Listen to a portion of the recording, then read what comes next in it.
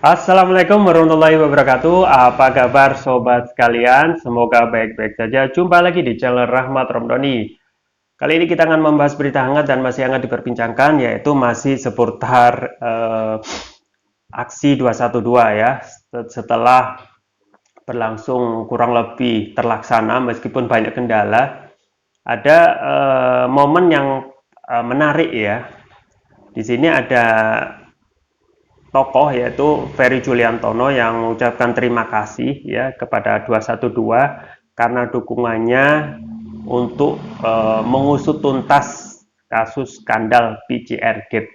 Nah, ini menarik ya. Karena bisnis PCR ini juga skandal negara yang menyangkut pautkan dua menteri pemerintahan ini ya. Dan ini memang butuh dukungan ya. Kalau ini berdiri sendiri ya tanpa ada dukungan ya, kekhawatiran yang paling terlihat adalah ini akan mangkrak tengah jalan ya. Dan kalau sudah menjadi kebiasaan di tata kelola pemerintah kita itu kalau sudah tidak diurus ya akan mangkrak ya seperti itu. Ini ada berita yang menarik dari Republik Merdeka ya, Ketua Umum Prodem ya, uh, uh, ini Ferry Juliantono, terima kasih umat Islam telah mendukung perjuangan ungkap skandal PCR ya. Baik, saya bacakan langsung.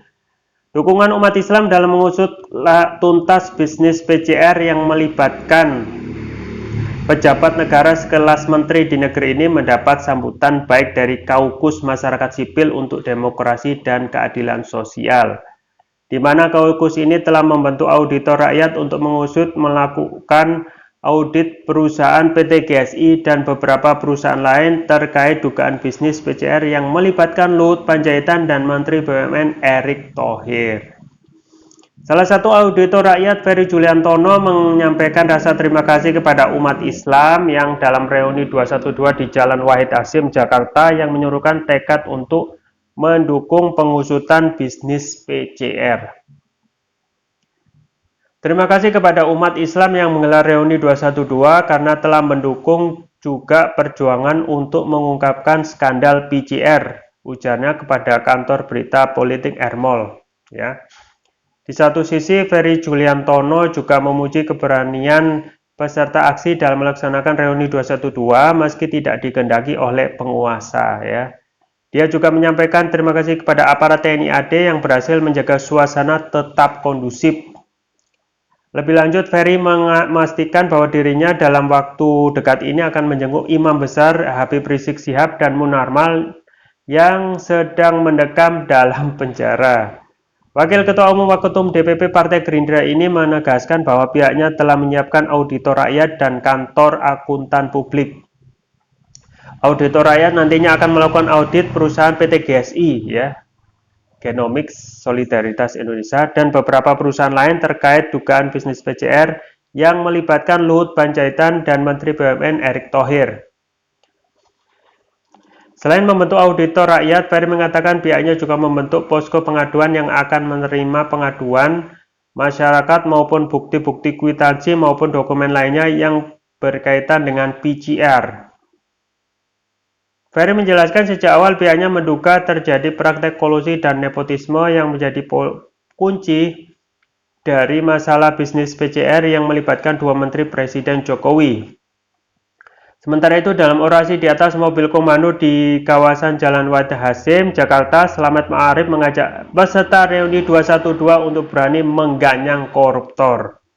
Apalagi koruptor yang dengan tega mengutil uang rakyat di saat rakyat sedang mengalami krisis akibat pandemi. Selain itu, dia juga mengajak peserta reuni 212 untuk mendukung KPK mengusut tuntas dugaan bisnis PCR oleh pejabat negara. Wahai KPK, usut bisnis PCR, ada indikasi koruptor besar di situ, tegasnya. Siap dukung KPK, sambung Slamet Ma'arif, diiringi sambutan siap dari masa aksi ya. Luar biasa ya. Jadi memang kalau kita melihat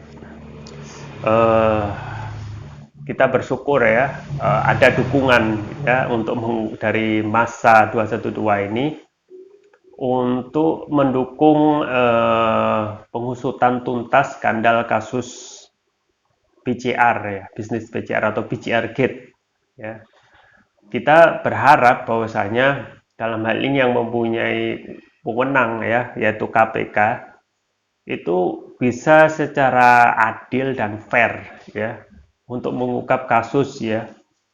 Dan memang dalam hal ini KPK diuji ya, kemampuannya, kemudian keberaniannya untuk mengungkap kasus ya. Karena sekarang KPK sudah kelihatan masuk angin ya. Setelah kemarin kasus pemecatan ya sebagian karyawan KPK oleh atas TWK ya, tes wawasan kebangsaan, dan di situ tidak ada reaksi terhadap pimpinan KPK, tidak bereaksi, jadi main BS saja. Apa itu BS? Biarkan saja. Dan sekarang sudah hilang benar. Kasus TWK itu dia berlalu begitu saja tanpa ada komentar penjelasan dari ketua KPK ya. Nah, di saat ini, kalau ingin mengembalikan kredibilitas diri KPK yang sekarang sudah menurun tajam ya, nyungsep karena kasus yang tidak masuk akal tentang TWK itu.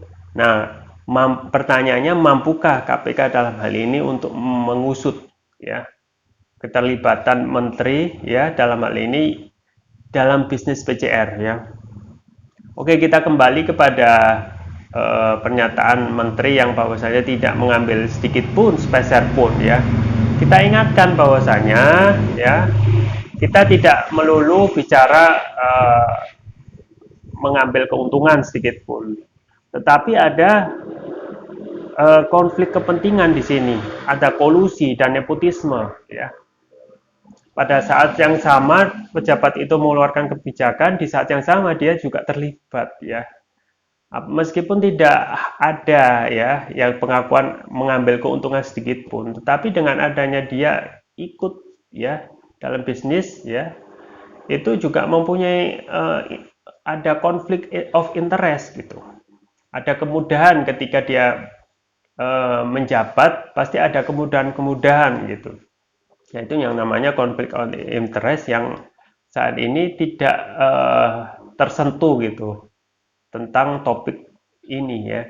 Konflik kepentingan ketika pejabat itu sudah menjabat, dia harus memisahkan ya tugasnya sebagai pejabat dan dia tidak boleh berbisnis ya, berbisnis. Kalau dia berbisnis itu akan memunculkan stigma negatif gitu.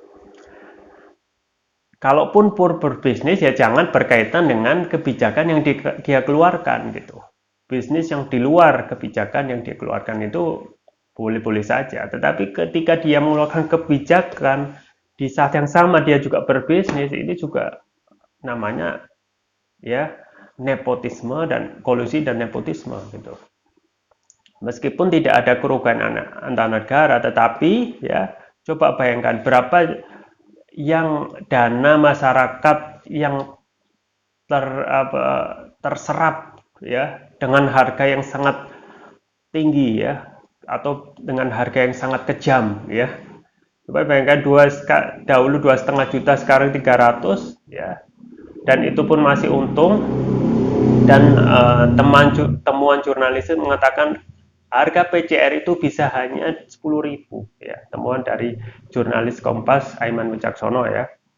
Nah ini kesempatan yang pas ya, ketika 212 itu bisa terlaksana dengan baik ya, dukungan yang luar biasa dari umat ya, dengan jumlah massa yang luar biasa, dan memang pejabat kita atau negara kita itu tidak akan kebiasaannya tidak akan bergerak kalau tidak ada tekanan dari umat ya.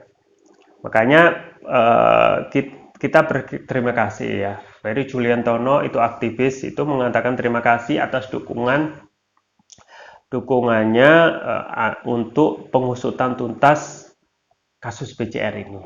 Dan yang paling penting adalah sekarang yang ditagih adalah keseriusan KPK ya. Jangan sampai masuk angin, jangan sampai ada apa? eh, jangan sampai ada eh,